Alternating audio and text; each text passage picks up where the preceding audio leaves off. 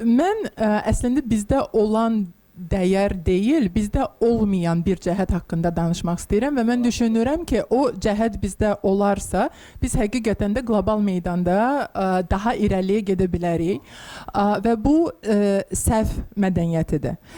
Təəssüf ki, korporativ dünyada, ümumiyyətlə korporativ dünyada deyil, elə cəmiyyətdə də bizdə səhvlərə qarşı çox ciddi qıcıq var və çox ciddi qınaq var, tənqid var. Biz düşünürük ki, biz anadan gəlmə, da ölənə qədər biz mükəmməl olmalıyıq, bizim səhv hüququmuz yoxdur.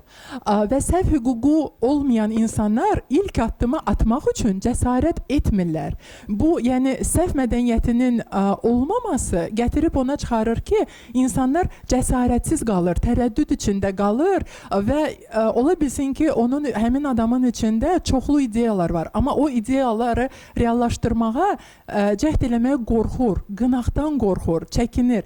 Və mən düşünürəm ki, bu mədəniyyəti özümüzdə formalaşdıra bilsək, bizim ətrafımızda və hətta özümüz elədiyimiz səhvlərə qarşı daha anlayışla yanaşsaq, onlardan dərs çıxarmağa çalışsaq, mən düşünürəm ki, qlobal meydanda biz həqiqətən də daha böyük nailiyyətlər əldə edə bilərik.